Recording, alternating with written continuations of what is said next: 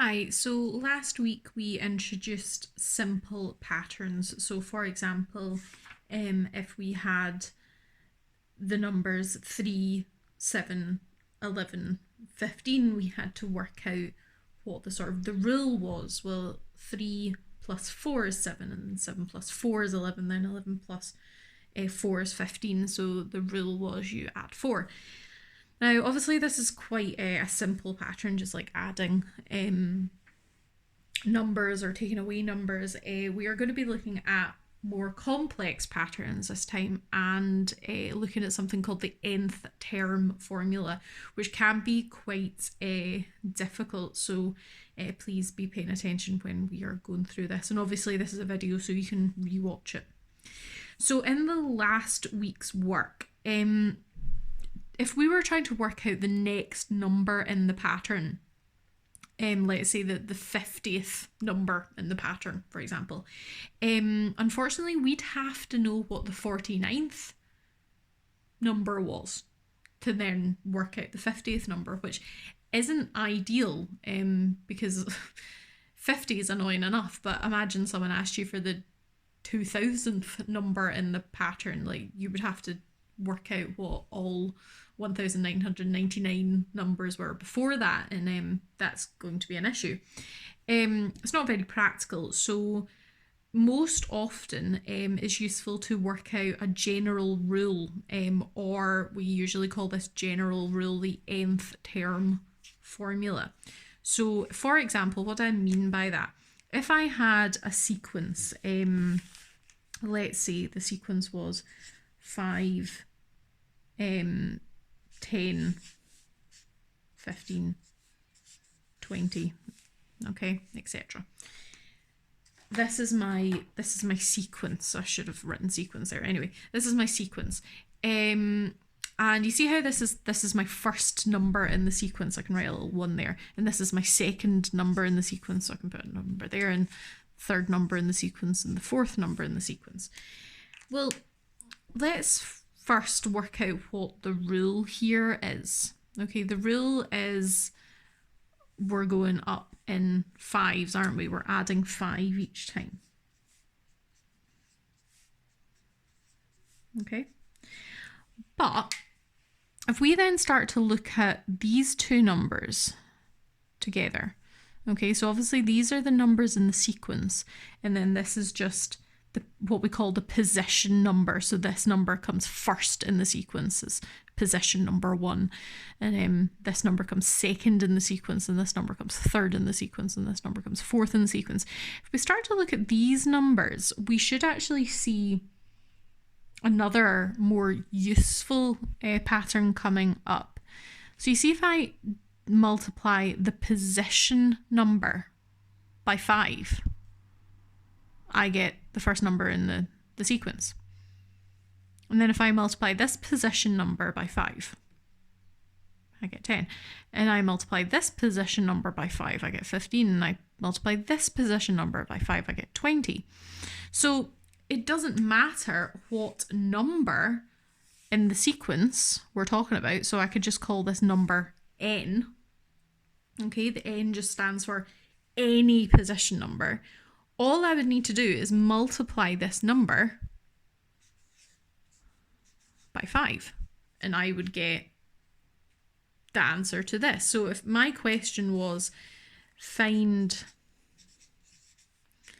the 20th, let's just say 20th number of the sequence above, okay, instead of having to go through the first term, the second term, third term, fourth term, fifth term, sixth term, up to the 20th term, all we need to do is, okay, if we want to find out the 20th number, okay, all we'd need to do is times 20 by 5, okay, because this is a position number. We're trying to find the 20th term, okay. So all we need to do is plug in 20 here. So it would just be 5 times 20. So my 20th term in this sequence is 100. Okay? Right. Let's try another wee sequence. Let's try this sequence. Okay, and so this is the sequence. And this is the position number. Okay, so obviously this comes first in the sequence, this comes second in the sequence, this comes third in the sequence, this comes fourth in the sequence. Now hopefully you'll be able to see that you add 3 each time. Okay, that's to get from this to this, you just add 3. But let's start to look at the relationship between the position number and the sequence number. What would you have to do to get from 1 to 3? Well, you could add 2, yeah, but that doesn't work for these ones, does it? You could times by 3 though. Okay, if you times that by 3, you get 3. If you times that by 3, you get 6. If you times that by 3, you get 9. If you times that by 3, you get 12. So it doesn't matter what position number you're talking about. All you need to do is times the position number by 3 and you'll get the number in the sequence. So if I was trying to find the 7th number in the sequence, I would just need to do 3 times 7, and the 7th number in the sequence would be 21. Okay, now these things here, 5n and 3n, are called the nth term formula. And it means just this formula is true for this sequence, and this formula is true for this sequence. Okay, we're going to look at a couple of harder examples now, because these two examples, we say that these two examples only have multiplier values because it's just 5 multiplied by n and 3 multiplied by n. They can be slightly harder than that, so let's look at one that is a little bit harder. Okay, so we've got our position numbers and we've got our sequence. Okay, so position numbers are also just going to be 1, 2, we'll just go up to 4 again. And my sequence is going to be 5, 7, 9, 11. Okay. So first things first, to find out the multiplier value, okay? So remember, the multiplier value is the number that is multiplied by n, okay? To find out the multiplier value, what you do is you work out what you have to add each time, okay, to get from that to that and that to that and that to that. Okay, so what would you have to add to get from 5 to 7? Well, you'd have to add 2, yeah? Make sure that that's true for this. It is true. Yeah, so that's true. You add 2 to get to the next number. What we say is that that is the multiplier value.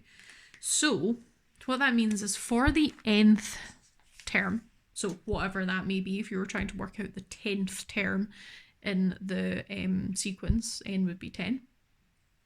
What you'd have to do is that the general rule is 2n,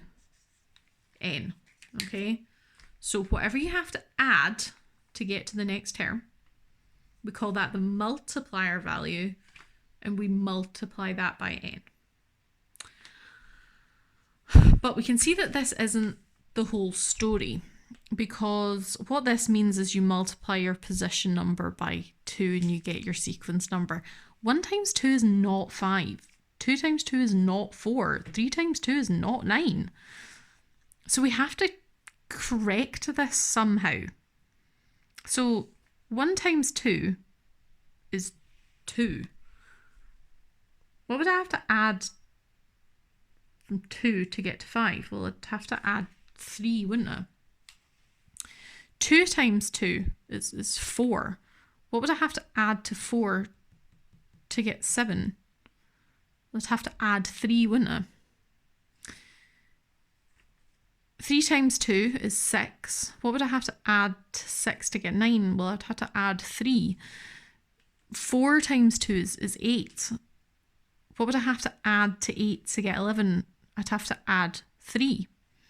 So you see how each time we're having to add 3 to correct this. And this is called the correction term, or the correction number. So this is our new rule. Okay, our nth term formula is 2n plus 3. Okay, quite tricky there. Okay, but if you just follow the rules of what I've told you, then it should make it a little bit easier. So let me just recap that.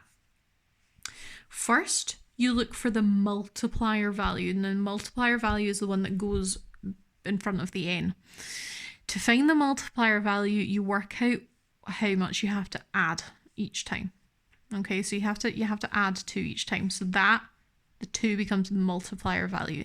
Then to find the correction value, you work out what you would have to add or subtract to make this true. So to make this true, 2 times 2 is 4, so I would have to add 3 to make that true. Okay. Now, if then the question was find the 11th value in the sequence, all we'd have to do is use this nth term formula.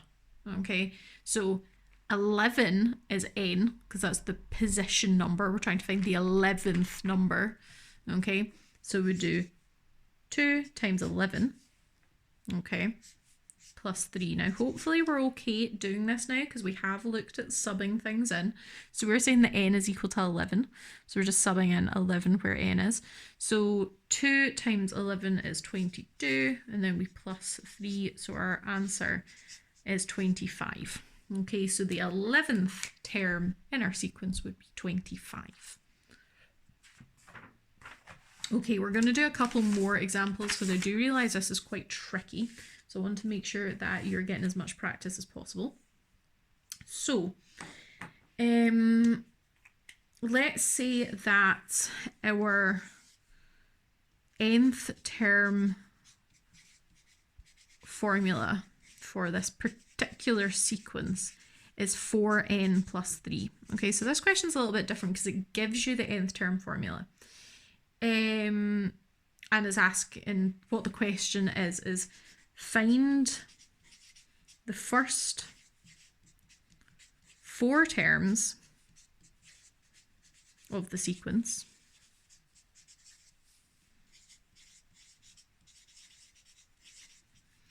and the 30th term. Okay, so let's do this. So our first term means that n is equal to 1 because it's the first position. Okay, it's the first one.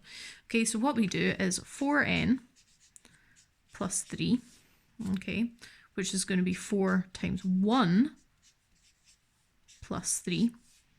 Okay, 4 times 1 is just 4. So our first term is 7. Okay, I might run out of space. Didn't quite think about this. Might need to go on to the second page. So the second term means that n is equal to 2.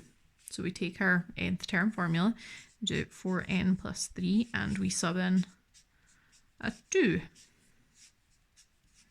So that's going to be 8 plus 3, which is 11. So our second term in our sequence is 11. Third term, we're trying to squeeze this in. It means that n is equal to 3. So it's going to be 4, I'll just skip the first thing, 4 times 3 plus 3. So that's going to be 12 plus 3. So our third term is going to be 15. Okay, so let me just add a little bit of paper here. The fourth term, n is obviously going to equal 4. So that's going to be 4 times 4 plus 3, because remember our nth term sequence is 4 times n plus 3. So it's going to be 16 plus 3. So our fourth term is going to be 19.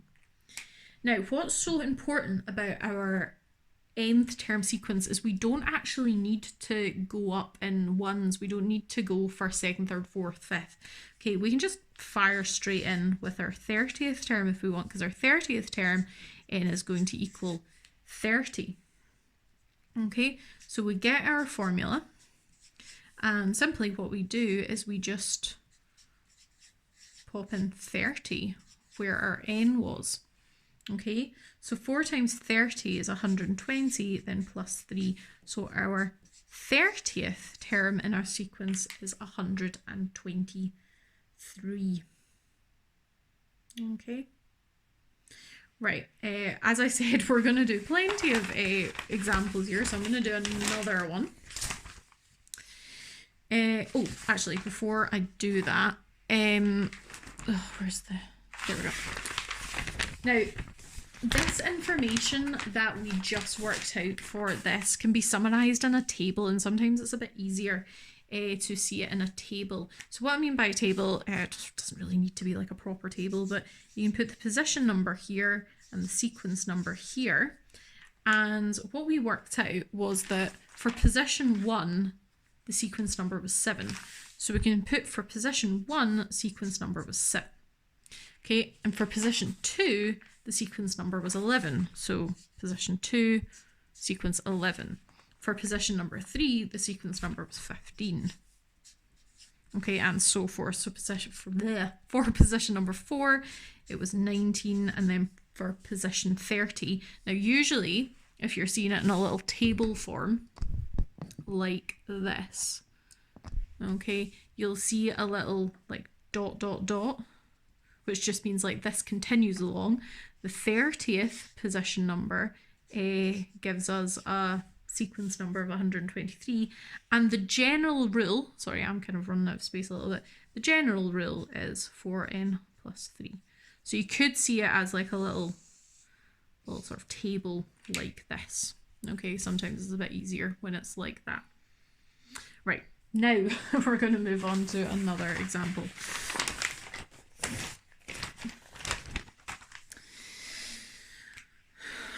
Okay, so the question is going to be, find the next 3 terms in the sequence. Don't have enough room to write sequence. 6, 11, 16, 21. Okay, and write down the nth. And write down the nth formula. Okay, so I would suggest you kind of write it out in a sort of table form. So try and write a little bit smaller here, so I've run out of space every time. So position number and sequence number. So our sequence is, I'll do this in a different colour. Sequence numbers are 6, 11, 16, 21. The question tells us that 6, 11, 16, 21, and that's position 1, 2, 3, and 4. Okay, so we're going to have to work out the next 3 terms, which we can do in 2 ways. We can either work out the nth formula first, or just fire straight into the next 3 terms. I would suggest you do the nth formula first, okay? So let's remember how we do that. To work out the multiplier, you work out what you have to add each time. So 6 plus 5 is equal to 11. 11 plus 5 is equal to 16. 16 plus 5 is equal to 21. So you're having to add 5 each time. So that means our multiplier, so our nth term formula, is starting to look like that. Okay, 5n. Okay, because that's our multiplier, so we always put 5 next to the n, so 5n. But we need to work out if it has a correction number. So what this means is you'd multiply the position number by 5 and you get your sequence number. So 5 times 1 is 5. What would I have to add to 5 to get 6? I would have to add 1. So let's see if that's true for the rest of them. 2 times 5 is 10. what would I have to add to 10 to get 11? I'd have to add 1. Okay, so the correction value is 1. Okay, so 5n plus 1. Okay, you can just make sure that that's correct. You can look at, say, the fourth term and see if that is right. Just try and get a pen of a different colour. So if we were to look at the fourth position, let's just check that this is right. 5 times 4 is 20, plus 1 is 21, which is correct. Okay, so we've got the nth term formula correct. Okay, so let's work out the fifth position. I'm not going to write down the working, okay, we'll just kind of, I'll talk it out to you.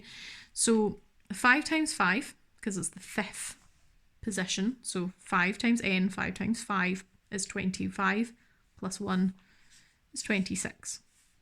The sixth term, 5 times 6, okay, is 30, plus 1 is 31.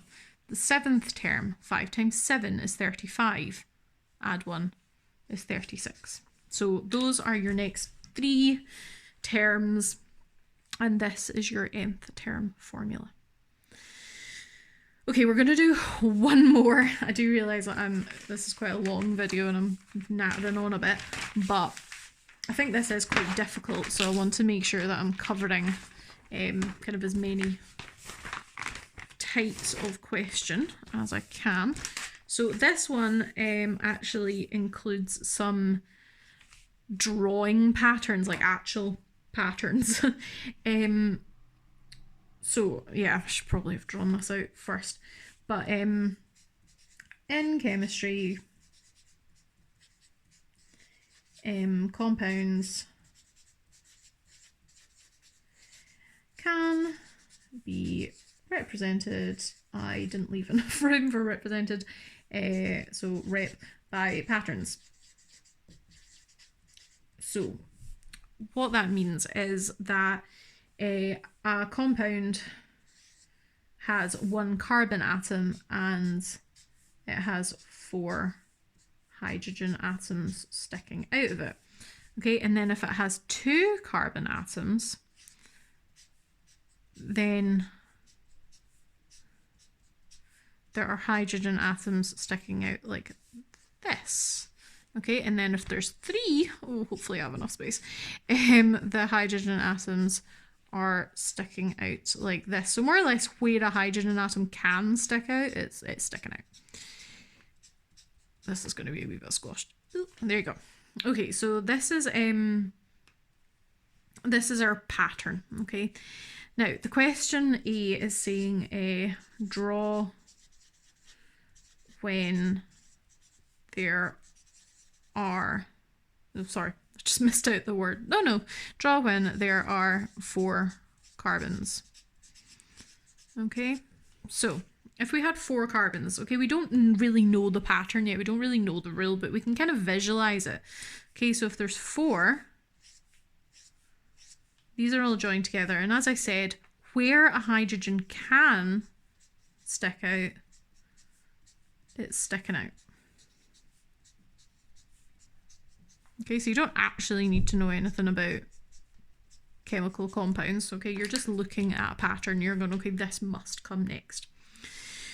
Okay, now the next question is saying complete the table, okay? And the table looks something like the tables we've been dealing with, okay?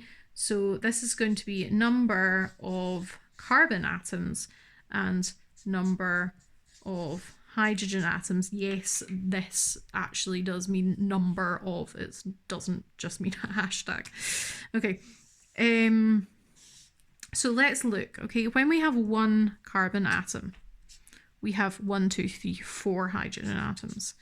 When we have 2 carbon atoms, we have 1, 2, 3, 4, 5, 6 hydrogens. When we have 3 carbon atoms, we have 1, 2, 3, 4, 5, 6, 7, 8 hydrogens. When we have 4, 1, 2, 3, 4, we have 1, 2, 3, 4, 5, 6, 7, 8, 9, 10 hydrogen atoms. Okay, so what then if I said put a wee 5 and a 6 along here?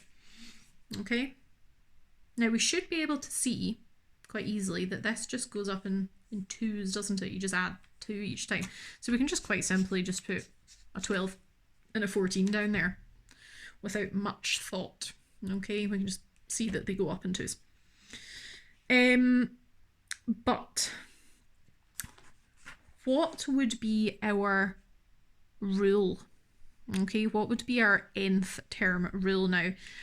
This is right at the end of this paper, so I'm just going to add a wee bit here. Okay, so what would our rule be?